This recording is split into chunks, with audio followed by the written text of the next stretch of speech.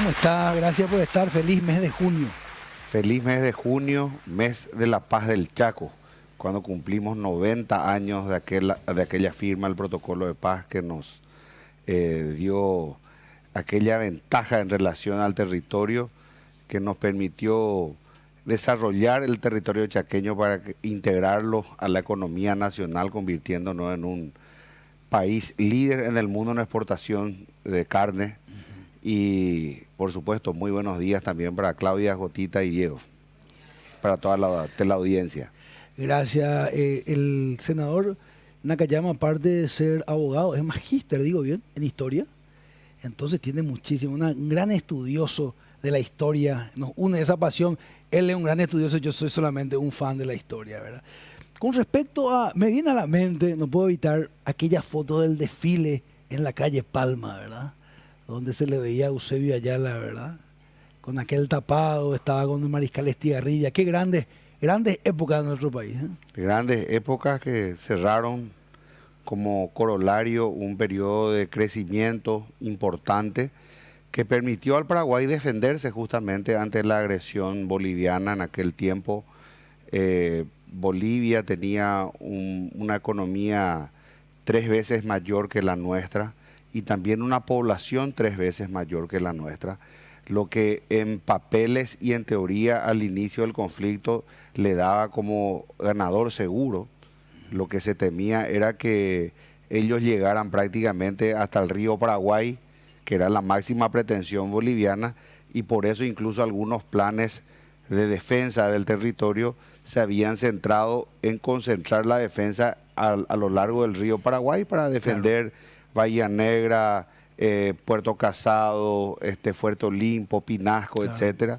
Sin embargo, la visión del general José Félix Estigarribia, en ese momento teniente coronel, fue la de defender el Chaco desde el centro mismo e impulsar el avance paraguayo para replegar a los bolivianos, hasta las estribaciones andinas, lo que finalmente se produjo a mediados del 35, cuando llegamos a librar batallas en Villamontes y que marcó, digamos, el fin del conflicto con la firma del protocolo de paz. Muy importante, gracias por ese resumen. Voy a enganchar con una pregunta del medio. Eligio Ayala, ¿verdad? Allá por el 27, gran presidente, gran estadista, respetado por colorados, por liberales ni hablar, ¿verdad? Por paraguayos, patriotas. Acá una de las preguntas era los servicios públicos, ¿verdad? Nosotros hablamos que tenemos en un Estado que, según la percepción de la ciudadanía, tiene una ausencia de prestaciones públicas. ¿Cuál es la mirada liberal con respecto a eso?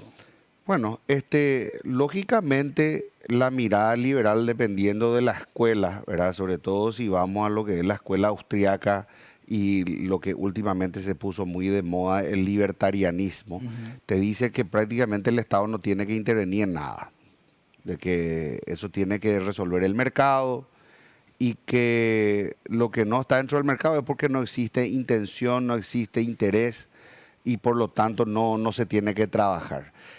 Hay una mirada intermedia que yo creo que es muy importante también de tener en cuenta, que es que el Estado debe suplir la ausencia del mercado cuando existen ciertos intereses que están por encima de la oferta y la demanda. Y voy a poner un ejemplo, ¿verdad? En Bahía Negra o Puerto Pinasco, ya que hablábamos de algunas de las posiciones en el Chaco, no existe suficiente mercado como para colocar o instalar una antena que les permita tener una comunicación constante con el resto del país.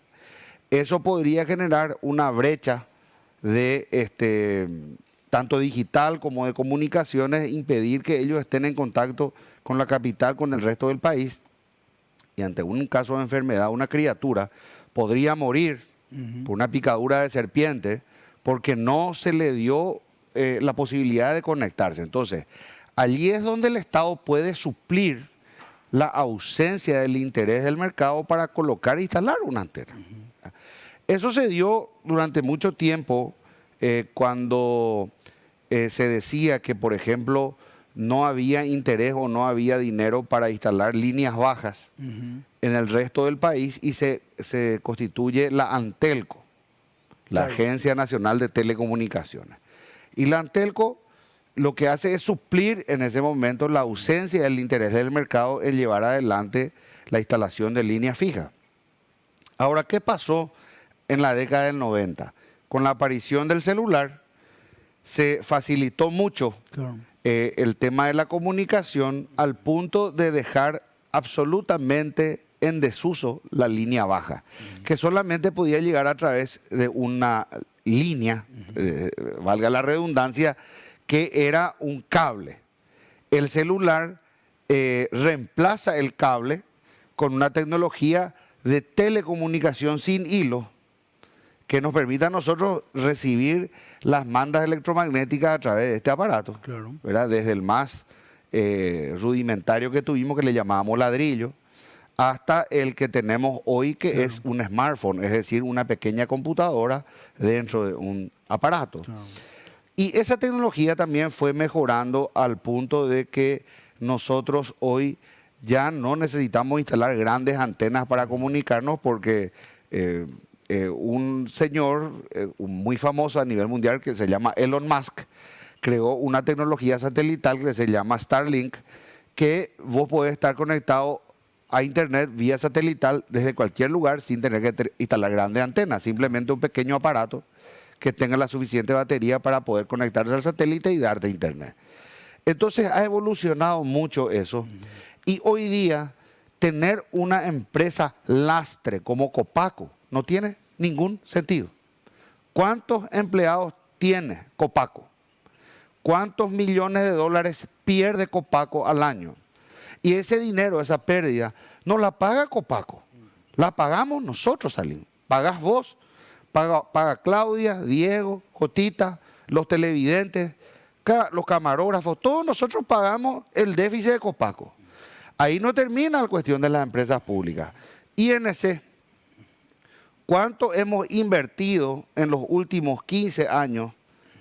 Inversión que no se ha visto, sino que por el contrario se crearon empresas de competencia utilizando información privilegiada que se tuvo a través del Estado cuando tuvieron manejo de la INC. ¿Acaso no tenemos hoy una empresa de Cañas Paraguayas Sociedad Anónima, que tiene pérdidas recurrentes que van en aumento en los últimos 3, 4 años? Si ustedes ven las pérdidas de Capasa, ¿verdad? Más allá de la parafernalia y el show mediático que hacen, Capasa pierde un montón de plata. ¿Por qué el contribuyente paraguayo tiene que seguir pagando esta fiesta? Los viajes que hacen, no, yo te muestro la caña, eso hay que darle al sector privado. O nosotros vamos a convertirnos ahora tipo Cuba en una empresa que promociona sus rones y promociona sus cigarros. O sea, estamos así a un punto nomás ya de parecernos a Cuba o a Venezuela, ¿verdad? Entonces nosotros tenemos que dejar las cosas en el sector privado, cuando el sector privado tiene que encargarse de eso y darle al Estado el rol que debe tener. ¿Cuál es, senador? El rol dentro de un Estado liberal, porque tenemos que entender que hay distintas visiones. En un Estado comunista, en un Estado socialista, el Estado se encarga de todo, incluso del turismo. Vos te vas a Cuba, llegás y hay una empresa del Estado que te busca. Te lleva, te deja en un lugar, en un restaurante, si es del Estado, te traen una gaseosa que hace el Estado, una cerveza que hace el Estado, ¿verdad? Salvo que ellos tengan un convenio con los privados, como le llaman, como por ejemplo esas cadenas de hoteles, Meliá, etcétera, que son en manos de españoles, ¿verdad? Pero gran parte de lo que se hace en Cuba hace el Estado. Y ya sabemos lo deficiente que es, lo deficitario que es. En Venezuela es la misma cosa. Claro. Entonces, el Estado, dependiendo de la visión, en mi caso dentro de la visión liberal minarquista, que quiere decir que el Estado tiene que achicarse y dedicarse exclusivamente a lo que tiene que hacer, a su rol irreemplazable e indelegable, que es, por ejemplo, la salud universal, una educación Eso sí, de la calidad. salud, sí. Eso debe garantizar el Estado paraguayo. No le puede dejar a un paraguayo en Cobertreta muriendo en la calle. O sea que el liberal no está en contra de la salud pública. El liberal minarquista no. Claro. El libertario puede estar. Claro, que son los nuevos. Pero vayamos a la práctica. ¿Qué ha pasado en Argentina? El gobierno de Milei no ha dejado de atender la salud pública en la Argentina. No cerró los hospitales públicos. No cerró las escuelas públicas. O sea, eso quedó en el discurso porque el poder te lleva al centro, ¿verdad? Entonces, yo creo que el Estado paraguayo debe dedicarse a la salud, a la educación, a la justicia, a las relaciones exteriores. Se tiene que dedicar a la defensa nacional. Ese es un rol que no puede delegar en mercenarios, ¿verdad? Y después contadas cosas más que no puede delegar, pero luego de eso hay que dejar esto nuevamente en el sector privado. Claro, ahí, clarito. ¿Cuál es el diagnóstico que usted da? Eso le quiero preguntar, porque hace rato quiero saber. Aparentemente nos identificamos con gobiernos de la derecha nosotros en la geopolítica, ¿verdad? Somos amigos de los de derecha. Pero el Paraguay tiene un gobierno de facto de derecha o no nos comportamos como tal. ¿Somos keynesianos a la hora de actuar? ¿Cuál es su lectura, senador? No solo somos keynesianos en el Paraguay, Salín, aquí somos cuasi socialistas. ¿Ah, sí? Pero por supuesto, todos los planes que utiliza el gobierno desde hace muchísimo tiempo, que se implementaron principalmente desde el gobierno de Nicanor Duarte Frutos, que tenía una visión bastante cercana al socialismo del siglo XXI. Recordemos la boina, el discurso, en su asunción vinieron Chávez, Fidel Castro, su discurso fue muy incendiado y encendido contra lo que él llamaba el neoliberalismo. Él se opone al ALCA, que era el área latinoamericana de libre comercio, y propone junto con los bolivarianos el ALBA, que era la alternativa bolivariana de libre comercio, o perdón, de las Américas Libre Comercio, no utilizan ellos ni a Pepe, ¿verdad? Y allí se instala aquí Tecoporá, claro. Se instalan otros programas que hasta hoy tenemos. La asistencia es algo que se entiende y que incluso Eligio Ayala, ya que lo mencionaste, él justifica. Pero él dice que ninguna asistencia puede ser ni permanente ni tampoco sin delimitar. Uno tiene que limitar la asistencia por un tiempo y a una población que realmente sea vulnerable. Porque si vos extendés la asistencia a toda la población, vas a volverla no solo insostenible, porque una pequeña parte de la población es la que va a cargar con la asistencia del resto, de la mayoría, lo que lógicamente no puede, porque es como que una persona tenga que cargar el peso de 7, 8 personas, ¿verdad? Y por otra parte, degrada las fuerzas naturales que tiene la nación. Los músculos.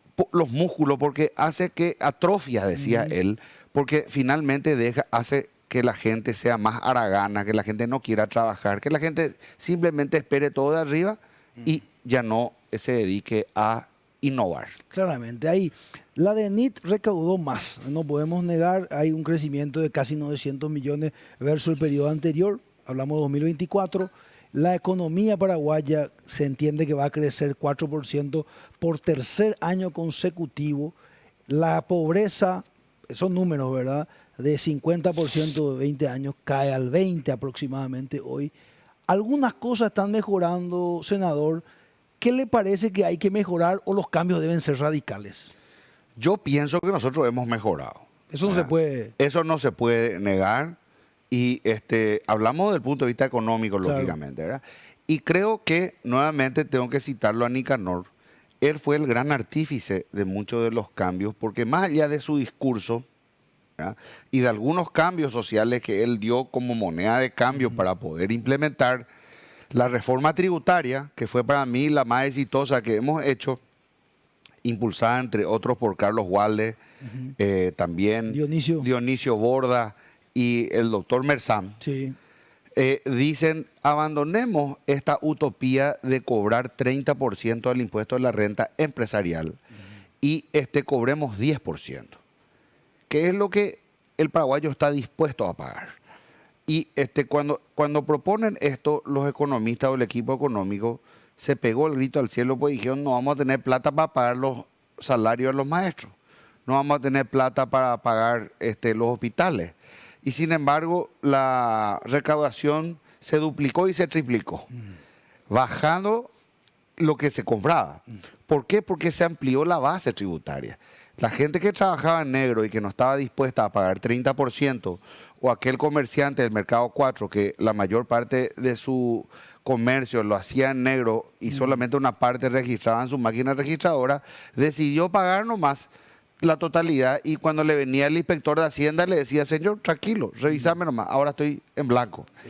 ¿Por qué? Porque antes venía el inspector, cobraba una parte por mesa VIP y se iba. Y todos los inspectores de Hacienda tenían Land Cruiser del año, ¿verdad? Y entonces a partir de allí, eso hay que darle a Nicanor el aplauso realmente y a su equipo económico, porque ellos cambiaron eso. Y ese cambio fue muy importante para que el Paraguay empiece a mejorar sus reservas, porque nosotros estábamos en déficit con nuestras reservas, habíamos comido nuestra cola, como se dice vulgarmente en economía. Selectivo.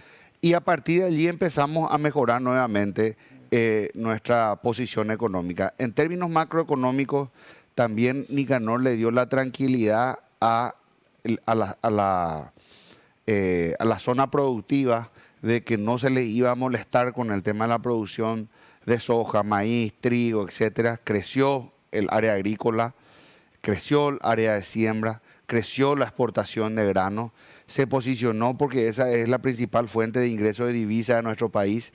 En el tema de la carne tuvimos muchos avances también. Posteriormente, en la época de Lugo, hay que decirlo, que más allá de el gran temor que muchos tenían de que Lugo iba a convertir esto en una Venezuela, temíamos, Lugo realmente hizo en gran medida un discurso muy parecido al de Pepe Mujica, pero en la práctica siguió con la economía de mercado. De hecho, el Paraguay registró el mayor crecimiento de su historia durante la época del Lugo, ¿verdad?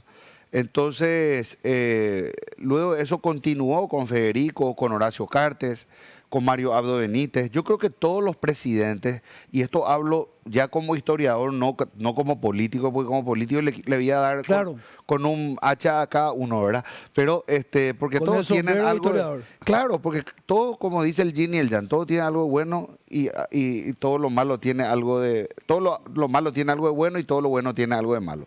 Pero yo tengo que decir como historiador que todos ellos han contribuido positivamente para que nosotros estemos hoy así, porque en mayor o menor medida todos dejaron que la economía crezca sin tocar demasiado. Cuando demasiado tocan, ese es el problema. Entonces, lo ideal para mí es que lo justo y necesario se involucre y el resto le deje al sector privado que haga su trabajo. A partir de ahí todo bien. Partiendo de eso, ¿qué falta entonces? Describiendo las ventajas, el modelo actual, porque usted es opositor. El modelo actual, ya dijimos las bondades, y para usar un término, las oportunidades de mejora, y usted pone el término que le gusta. Bueno, yo creo que todos los últimos ministros de Hacienda, / Economía y Finanzas, como es ahora, van a coincidir que a nivel macro y a nivel de la estabilidad económica de la moneda estamos demasiado bien, ¿verdad? Inflación está muy controlado. Entonces, lo que nos falta es que esa mejora macroeconómica baje al pueblo, ¿verdad?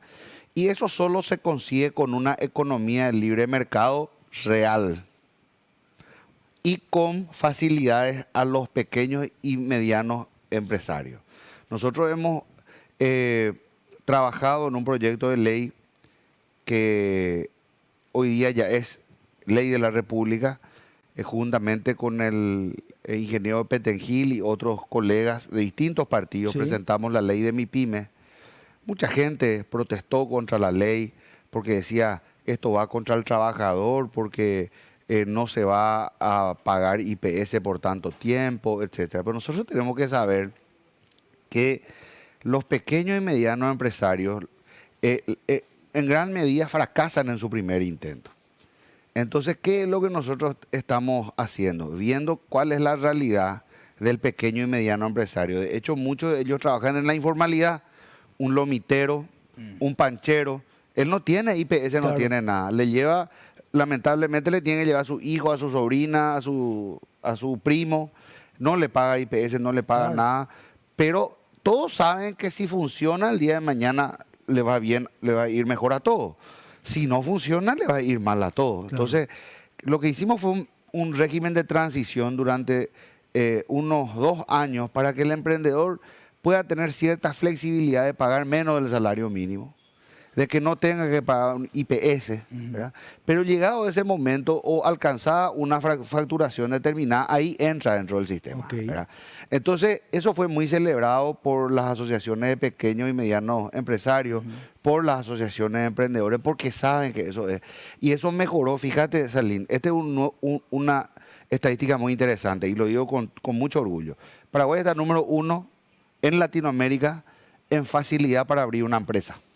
Número 1. Con la EAS. Sí. Número 1. Hoy, con todas estas modificaciones que hicimos, Claro. me involucro, porque yo como opositor no quiere decir que te va a poner palo en las ruedas, nada. Yo quiero el bien de mi país. Yo quiero una mejora para mi pueblo, para los ciudadanos. Me importa 3 pepinos que están en el gobierno hoy. Si yo el día de mañana soy presidente de la República, yo voy a querer también que los opositores en ese momento sean lo suficientemente responsables para hacer una oposición responsable y acompañen los proyectos que sean beneficiosos para nuestro país, para la gente. Entonces, yo creo que la materia pendiente, Salín, es mejorar la microeconomía, ¿verdad? Que al pequeño y mediano empresario, pero sobre todo al ciudadano de a pie, le llegue eso. ¿Cómo eso podemos hacer? Nuestro transporte público es un desastre. Solamente el 7% de los trabajadores del área metropolitana utilizan el transporte público de pasajeros, el Casi ómnibus. nadie, casi. Nosotros necesitamos ir a grandes obras de infraestructura, un subterráneo, un metro necesitamos. De Asunción a San Lorenzo, por lo menos un primer troncal Claro. que nos descomprima, Impresionante el tránsito. ¿verdad? Este tráfico que tenemos, necesitamos avanzar hacia el tren de cercanía. Otra empresa pública está al Santo Pepe, Ferrocarriles del Paraguay, la otra región va a haber una huelga de los ferrocarriles enteras, chores y los perros. Vamos a quedarnos sin ferrocarril, no vamos a poder llegar al trabajo. Es una empresa que tenemos al Santo Pepino hace 40, 50 años, ¿verdad? Entonces, tenemos que avanzar nuevamente para recuperar un sistema troncal y un sistema integrado de transporte que le sirva a la gente. ¿Por qué no pensar en el futuro también en un sistema integrado de transporte en el área metropolitana de Ciudad del Este, que ya merece también Ciudad del Este, Hernandaria, Mingaguazú y Presidente Franco? Lo mismo que Asunción y Central necesita un sistema integrado. No podemos trabajar nosotros como comportamiento estanco. Asunción mira algo, Fernando de la Mora otra cosa, Claro. San Lorenzo otra cosa, Villa Lisa, Ñemby otra, Roque Alonso, Luque otra cosa. No, nosotros necesitamos un sistema integrado que pueda trabajar este problema y esta problemática.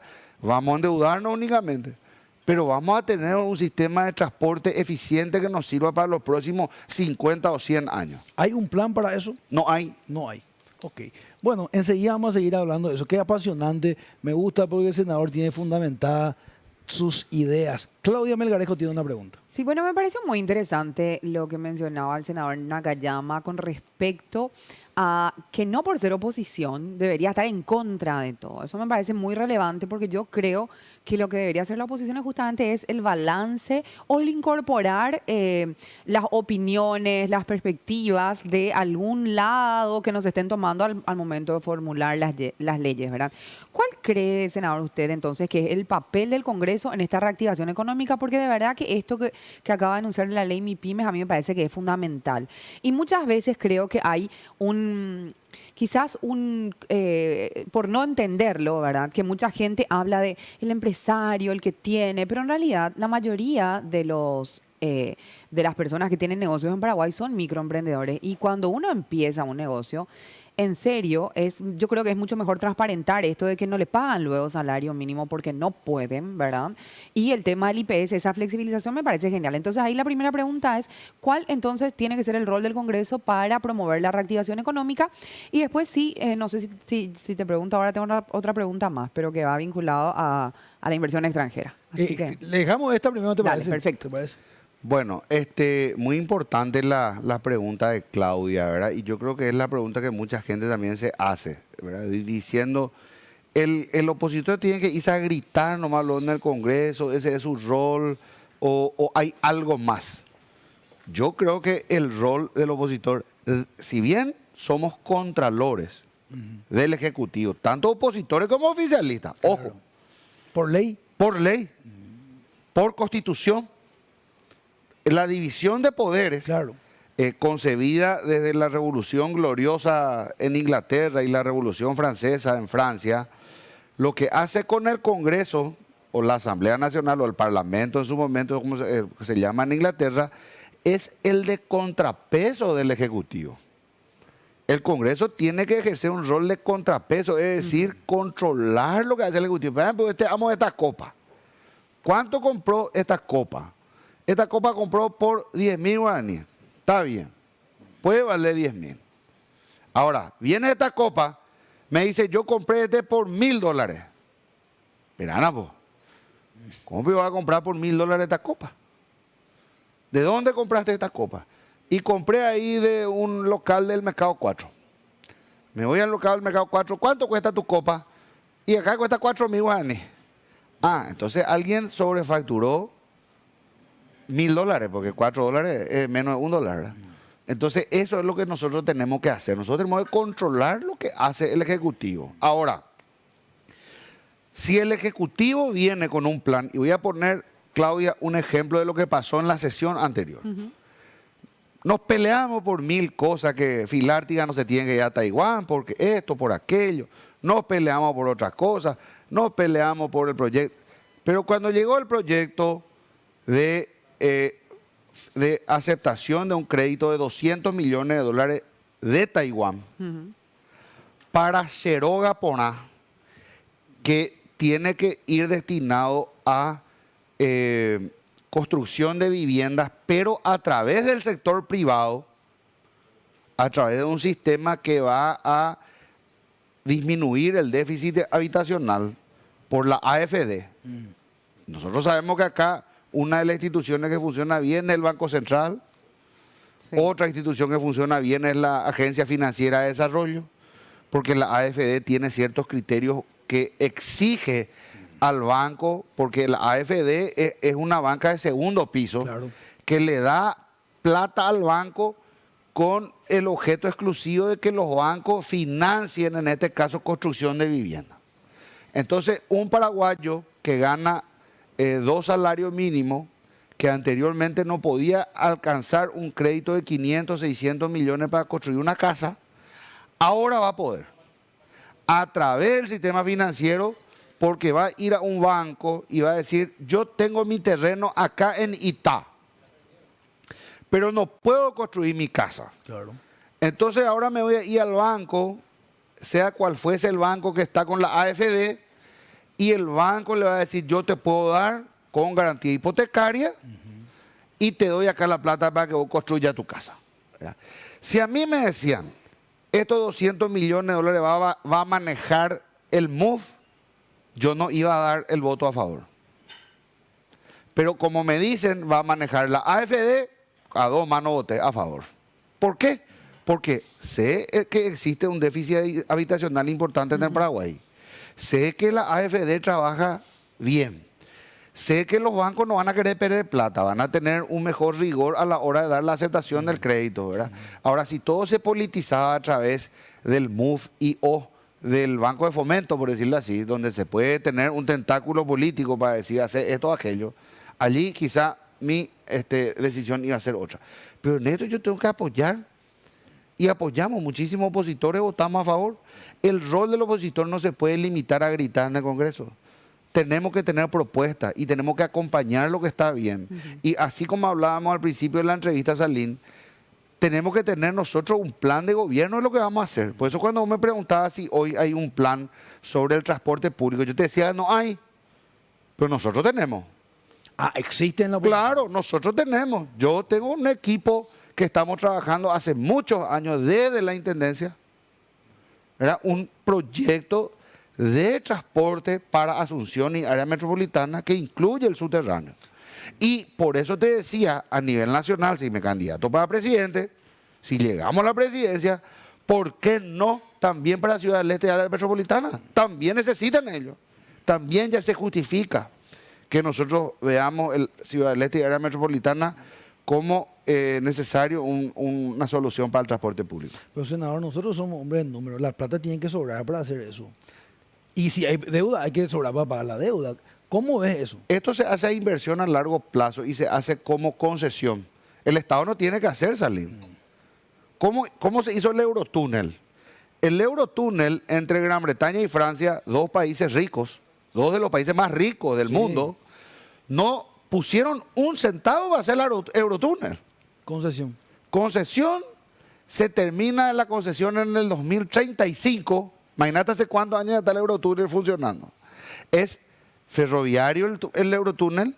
¿Cuántos millones de dólares de mercadería, de euros pasan allí por día? ¿Cuántos miles de vehículos pasan allí por día?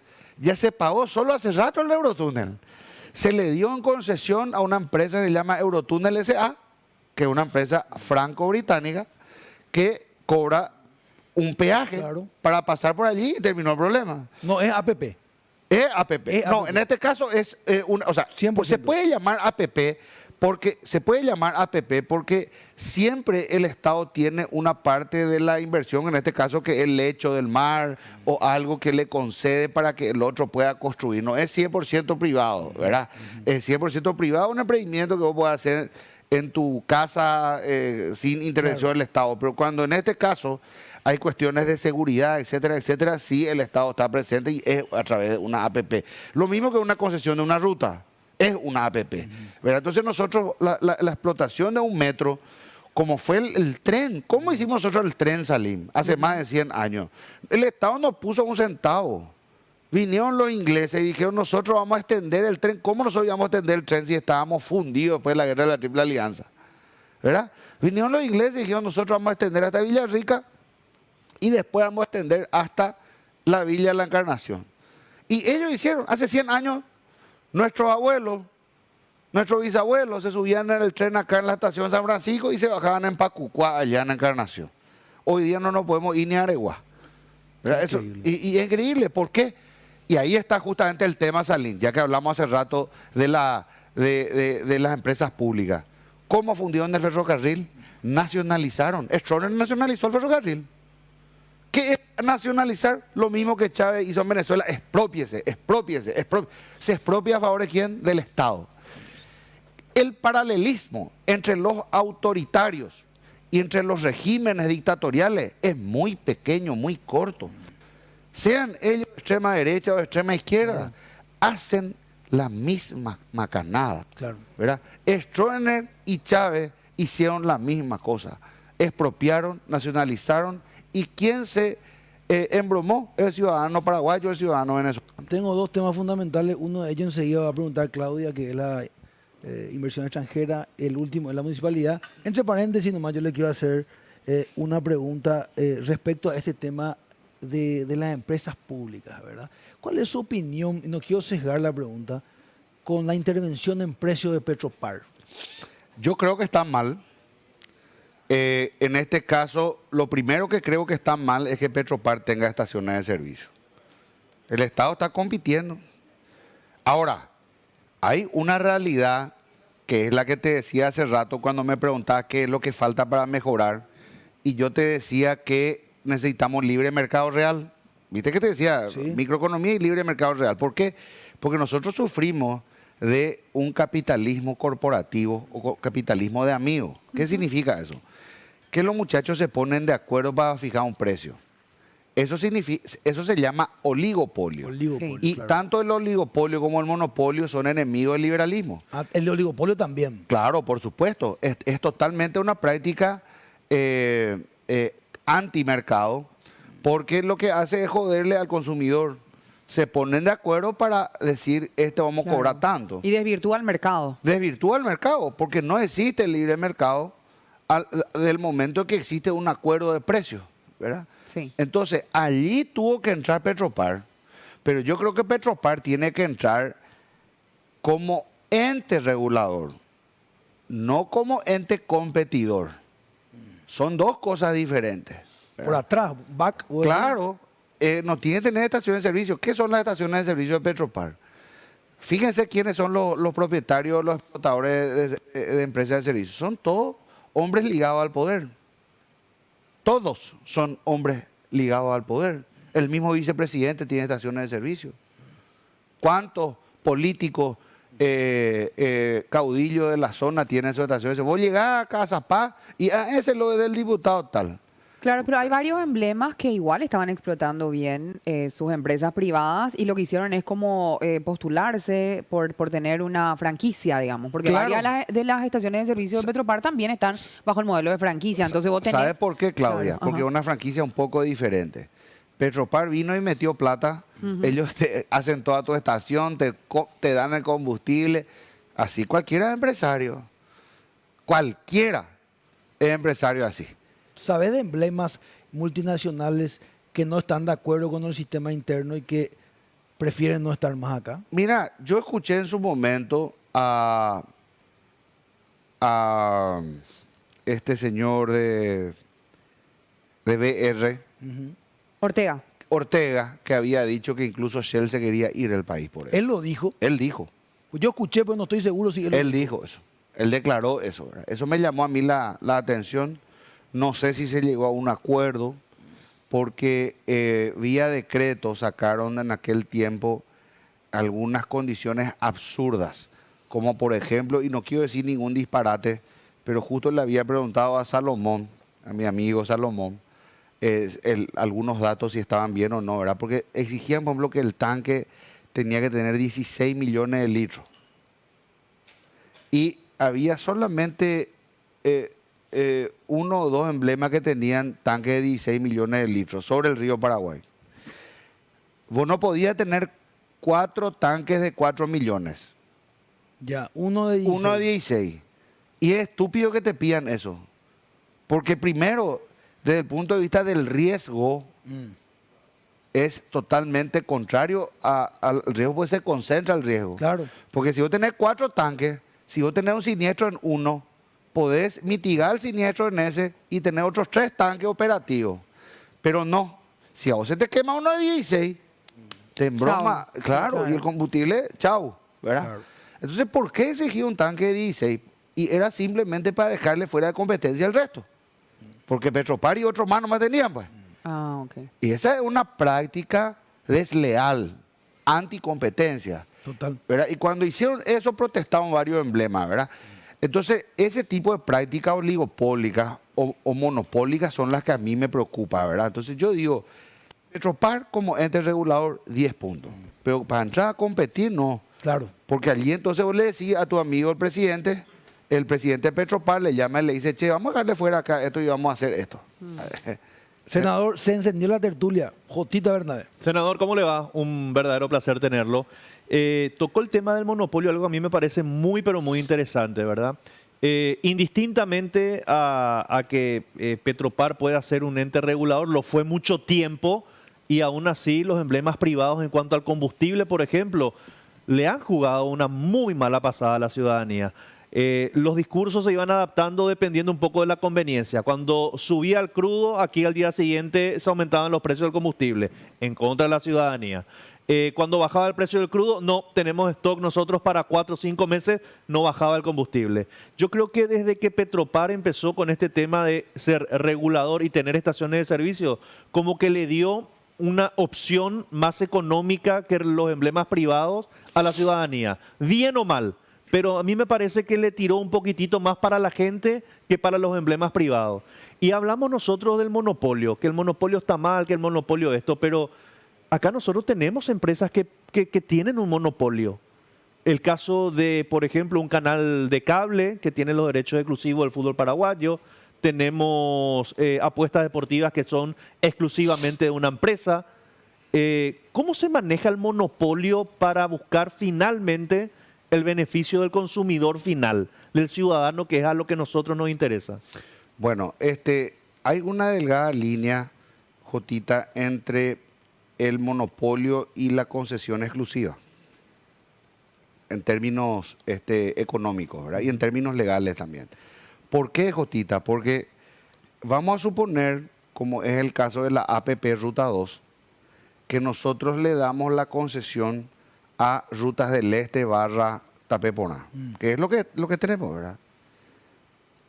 Algunos pueden entender de que ese es un monopolio, porque vos no podés irte por otro lado que no sea por ahí. ¿Estamos de acuerdo? Claro.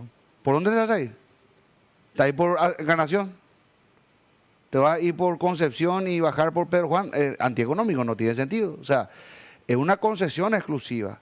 El caso de los derechos para transmisión de partidos y demás son concesiones exclusivas, ¿verdad? Se hacen por concursos y a partir de allí uno tiene, ¿verdad? Por lo general, lo que yo creo es que se tiene que tener muy en cuenta cuáles son esas condiciones que se colocan para que el consumidor final no sea embromado, te voy a decir. Y en otros países como los Estados Unidos, eso está muy bien regulado para que el consumidor no sea embromado. Acá nosotros tenemos dos instituciones que deberían de velar por eso. Aclarando que no es un monopolio, sino una concesión exclusiva. Pero aún así no quiere decir que no tengan que tener control. El Consejo Nacional de la Competencia, o CONACOM, y por otra parte la Secretaría de Defensa del Consumidor, o SEDECO.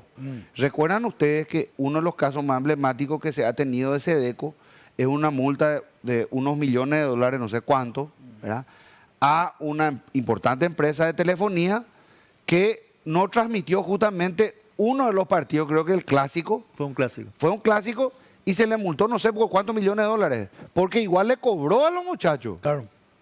Los muchachos se quedaban sin ver, escuchaban con su radio, pero bien que a fin de mes, pante vino la factura. Entonces, se presentó la queja a la SEDECO y la SEDECO falló a favor de la gente y eso se le cobró y creo que se le devolvió en parte en su factura se le hizo un descuento a lo por el estilo a los usuarios. Esa es la forma correcta de obrar en estos casos, ¿verdad? Ya en el tema de las apuestas deportivas realmente no sé bien cómo es. Entiendo que eso maneja con Naxar. Desde que yo era chico recuerdo que había la polla, le llamaban, Sí. era el juego deportivo, después se De llamó... la apuesta. Sí. Era la apuesta, después se cambió al PRODE, famoso PRODE, después ya, hoy no sé si es privado o público, cómo es, porque dejé de jugar, ¿verdad? Pero en aquel tiempo recuerdo que era de esa forma, ¿verdad? Pero y la segunda pregunta, Jotita, que me hiciste, no me estoy acordando. Ahí No está, solamente eso, digo, porque... sobre el monopolio. Claro, porque, a ver, yo lo que creo es que todos deben velar por la conveniencia y por lo que más le sienta mejor al ciudadano. Y yo creo que el libre mercado, indistintamente de que sea una concesión exclusiva, de que sea, qué sé yo, se abre una licitación y gana fulano o mengano. Ya me acuerdo, Jotita, me dijiste Sí. lo del combustible. Sí. De que mucho tiempo le jodieron al ciudadano con este tema. Y es una pregunta también muy importante que me gustaría contestar, ¿verdad? Efectivamente estoy muy de acuerdo porque eso es un oligopolio. El combustible es un oligopolio, Jotita. Por eso digo que Petropar lo que debería de actuar de regulador. ¿Por qué vos compraste a tanto ahora el barril y sin embargo está vendiendo todavía al precio de hace 3 años cuando empezó la invasión de Ucrania? Ese pues fue el chiste, ¿se acuerdan ustedes? Sí, claro. Cuando Rusia invadió Ucrania, las puchas, los muchachos se hicieron millonarios ahí. No, que acá esto ya termina, nos morimos todos, apocalipsis, bomba atómica y tenemos que traer el crudo de no sé dónde. Entonces, todo el mundo no sabía qué iba a pasar, el gas subió, todo subió, ¿verdad? Después bajó. Pero sin embargo no bajó el combustible nunca. ¿Qué yo haría, Jotita? Y yo dije muchas veces, porque yo estoy muy a favor de que el paraguayo, cuando es barato en clorinda, se vaya a comprar clorinda. Que se vaya. Me bajaron con todos los supermercados cuando yo dije eso. Con todo me bajaron. Pues yo no estoy hablando de ir a traer y revender. Claro. Yo estoy hablando de ir a comprar consumo propio. Claro. ¿Por qué vamos a criminalizarle a una ama de casa que se quiere ir a comprar el mismo aceite que cuesta acá 60.000 allá por 20.000? Acá tuvimos un caso, senador, de una persona que fue a traer medicamentos. O sea, hoy enfermarse Sí, en este señor, la misma cosa. Hoy enfermarse en este país es estar condenado o a la muerte o a la quiebra. Sí. Porque esa es una realidad, pero categórica. O al pojañaná. Exacto. Y sí, la mayoría Cada recurre uno- a los remedios yuyos, ¿verdad? Sí, porque no le da, doctor, para ir a hacer una consulta. Si no tenés seguro, porque mira que nosotros no tenemos seguros privados que nos paga el Estado. Nosotros tenemos que poner en nuestro bolsillo. Y el combustible de nuestro bolsillo y la educación, que como bien usted dijo, el Estado tiene que garantizar salud, no nos da salud. Sí, Por eso así es. justamente quiero ir un poquito más atrás cuando usted dijo el 10% y se aumentó el tema de recaudación porque el 10% es lo que el ciudadano está apto para o Dispuesto conforme, a pagar. dispuesto a pagar. Pero la verdad, no da para pagar más. Porque yo no tengo transporte público en Sí, condiciones, señor. porque no Así tengo es. salud en condiciones, no tengo educación en condiciones para mis hijos. Yo tengo que pagar seguro médico privado, que te arrancan la cabeza por más que vos tengas un seguro. Porque si yo pago 1.000.000 de guaraní un seguro privado, pero me voy y tengo una intervención quirúrgica y me cobran 700.000 de hilo, porque me cosieron, 600.000 de gasa, y me cobran 2 millones de guaraní en los utensilios, que yo no me llevo a mi casa, se quedan en el sanatorio. Entonces, acá enfermarse es un suplicio. Entonces, está dispuesto a pagar ese monto porque no tenemos ningún tipo de rédito, no tenemos ningún tipo de recompensa con el impuesto que nosotros abonamos. Entonces, es bastante complicado ver el tema Estado con lo que pueda proveer al ciudadano. A eso iba justamente Jotita cuando hablaba del tema del transporte público y de trabajar, por ejemplo, con un sistema de metro subterráneo en Paraguay. Porque cuando decía que apenas el 8% de la gente utiliza el transporte público, quiere decir que el 92% se traslada por su cuenta. ¿Cómo se traslada? En moto, en vehículos que importa vía Chile, etcétera, o pagan pequeñas cuotas, y eso ocupa gran parte de su pocket share, que quiere decir de la parte de su bolsillo que destina a. Destina 10%, ya sabemos, impuestos. ¿Cuánto por ciento destina a transporte? ¿Cuánto destina a alimentación? ¿Cuánto destina a educación? Cada parte es una parte de su bolsillo o pocket share, ¿verdad? Entonces, si nosotros le damos la concesión a una empresa francesa, alemana, inglesa, taiwanesa, japonesa, coreana, que venga a construirnos y le damos la concesión por 50 años. 50 años que ellos exploten. Incluso que puedan después abrir nuevas estaciones hacia San Lorenzo, hacia Luque, hacia Lambaré, que tengan, 50 años le damos. Y que ellos cobren. ¿Ellos con quiénes van a competir? Ellos van a competir contra la moto, contra el auto, contra el colectivo, y van a tener que ser más Eficiente. eficientes. ¿Qué te da, por ejemplo, el metro que no te da la moto? Seguridad. No te vas a mojar cuando llueve, porque vos te bajás y te da salud, porque caminás. Claro. Caminás de una estación a otra, todo el día estás caminando. No hay ¿verdad? tráfico. El tráfico, Tiempo sería. tiempo, ¿verdad? O sea, la gente cuando se acostumbra a andar en subte, y yo viví en varias ciudades que tenían un sistema de transporte subterráneo muy eficiente, ¿verdad? Y realmente no necesitas auto. Claro. Sería No lo ideal. Y andaba de traje, o sea, Te va el traje, Claro. no hay ningún No, problema. sería lo ideal, sería hermoso, porque me parece que acá en algún momento nos hemos subido a un subte o hemos recorrido, ¿verdad? Ahora, no pudimos hacer un metrobús. ¿Usted cree que estamos en condiciones de meter un subte? ¿Sabes por qué, Jotita? Porque el modelo está mal. Acá el subte otra vez iba a operar el Estado. el Metrobús. Claro. Y nosotros no hacemos un pepino bien. Si se hace caña y se pierde plata, ¿vamos a hacer un metro con nosotros? Claro que no. Esto tiene que hacerlo el sector privado. Nosotros tenemos que llamar a un concurso de precios, una licitación, que se presenten empresas serias que tienen suficientes recursos como para poder construir esto y explotar esto y ampliar esto, y entre ellos que vengan a hacer. El Estado no tiene que poner un centavo. Nosotros lo único que le vamos a dar la concesión para que ellos puedan meter su oruga, empiezan a trabajar, tunelizar, ¿verdad? Absolutamente todo, como decía, este primer troncal por lo menos, porque fíjate que algunos proyectos quedaron truncos como consecuencia de la mala planificación. Y voy a poner un ejemplo. Nuevo ministerio que tenemos allá al lado del puerto.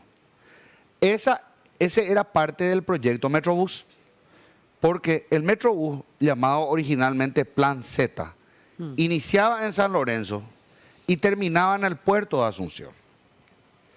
¿Dónde metes los miles de autos que necesitas estacionar hoy si ahí modificar los nuevos ministerios? ¿Dónde metes? Va a ser un caos eso. Ya es un caos el centro. Ahora va a ser peor. Entonces nosotros deberíamos de pensar cómo alimentar el troncal de San Lorenzo al puerto de Asunción para que menos autos vayan al centro. Claro. Y para que también a su vez sea más fácil ir al centro. ¿Cuánta gente ahora el 14 y 15 de mayo yo estuve allí recorriendo las calles de Palma, Estrella y demás, Callejón Histórico, Cabildo? Me decían, senador, yo no me pude ir porque y ya tú hoy te ir al estacionamiento. ¿Da por ir? Da por ir al estacionamiento, ¿cierto? ¿Y cuánta gente? Acá nosotros entre Asunción y San Lorenzo, pasando por Fernando de la Mora, tenemos 1 millón y pico de habitantes. ¿Cuánta gente podríamos traer nosotros acá si la gente puede ir con su criatura ya al centro de Asunción? Ya, bueno, listo, nos vamos ahí, nos Paseo. bajamos. Metro, un ratito se llega, se recorre, fácil. ¿Verdad? Pero ahora es todo un drama. Entre que te va a Eusebio Ayala a tomar colectivo, luego ya 4 chepis peajeros te agarraron. ¿Y cuál es el motivo? Motochorro. Doctor, ¿cuál es el motivo? Porque la receta parece muy clara. Tampoco estamos inventando la rueda, se hizo en otros países. ¿Cuál es el motivo por el cual no se hace entonces? Y yo pienso que falta voluntad política, Salín. Pero aparte de la falta de voluntad política, falta también planificación. Acá el país se calcula cada 5 años, no cada 20, 30 o 50 años. Famoso estadista. Claro. El Brasil, por ejemplo, que hoy día va a lograr su conexión al Pacífico a través del corredor bioceánico. Ese es un proyecto que ellos vienen trabajando desde la década del 40 y 50. Golbery, Couto de Silva, grandes representantes de la escuela geopolítica brasileña, que tenían ya su plan de cómo llegar al Pacífico para facilitar el comercio. Entonces, nosotros necesitamos también, y eso lo decía el doctor Eusebio Ayala, él decía, nosotros tenemos que abandonar nuestra mentalidad mediterránea y tenemos que asumir nuestra posición de centralismo subcontinental. ¿Qué quiere decir eso? Nosotros en realidad no estamos alejados de todo. Estamos cerca de todo. Estamos cerca de Brasil, cerca de Argentina, cerca de Chile, cerca de Bolivia, cerca del Atlántico y cerca del Pacífico. Ningún otro país tiene las ventajas que nosotros tenemos. Y ahí liquidando el tema del combustible y tiene todo que ver con esto. Cuando acá nos quieren joder los emblemas locales, yo no tengo problema de llamarle a YPF y decirle, YPF, abran una estación de servicio en Paraguay. Rapay. Argentina. Argentino. Y llamarle a los Rapaitas, Petrobras, el verdadero, el purete. Purete. ¿Verdad? O alguna otra que estén allá, no sé cómo se va a llamar, Rodo Norte, Rodo no sé qué. Abran ustedes acá una estación de servicio también en Paraguay. Y vendan su combustible al precio que ustedes venden. Entonces el paraguayo puede cargar el combustible donde quiere y donde es más barato. ¿Dónde vos pensás que van a cargar los perros si es que Claro. YPF pone su mismo precio que en Clorinda? En Paraguay. Y Toda la y vida. va a estar tributado en Paraguay. Y que tributen en Paraguay. Claro. Ahí cierro con esto, senador. Gracias por el tiempo que nos dio. Creo que fue muy rico. Me quedaron algunos temas. Pero cierro con esto y te dejo esta pregunta para que concluyas. Vos hablaste mucho de la escuela austriaca, como le dicen los economistas, ¿verdad? La hayesiana. Nuestro presidente, sus ministros, la gran mayoría de su parte técnica son de la escuela de Chicago. Tienen la misma filosofía que usted pregona.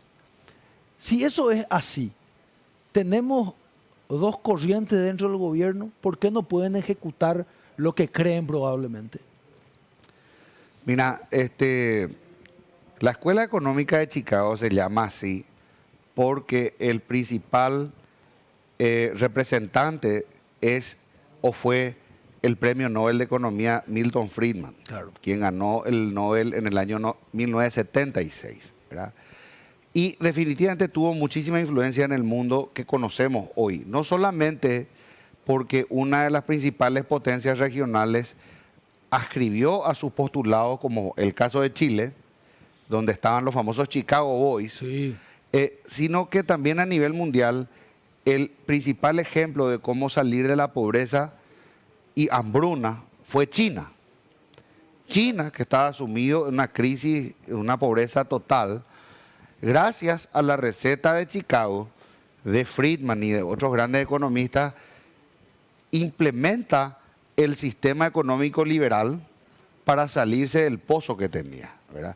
Y cuando a Deng Xiaoping, que es el gran artífice de las reformas post-Mao, le preguntan si cómo es posible que dentro de un país comunista se apliquen políticas económicas liberales, dice él: a mí no me interesa el color del gato, si el gato es blanco o es negro, me interesa que case ratones, decía, ¿verdad?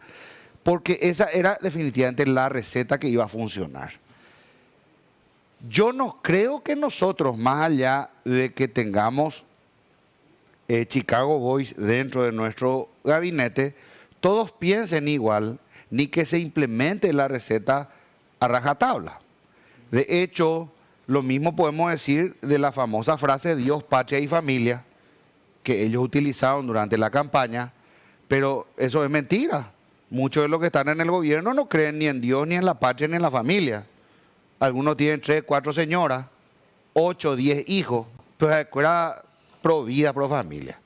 Ya poína, ¿verdad? Vamos a ser sinceros y no hipócritas, ¿verdad? Pro familia, era ir esa, pero a la hora de la verdad, 4 o 5 cuñados orecos, ¿verdad?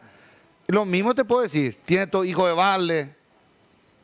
Mira, yo no tengo absolutamente nada en contra de los homosexuales ni la comunidad LGTB, al contrario, yo soy liberal y por tanto reivindico la elección libre que tenga cada uno sobre su sexualidad, pero dentro del gobierno va a tener gente pro familia, no, es feroz trabuco, ¿Ah, sí? pero por favor. A la pita.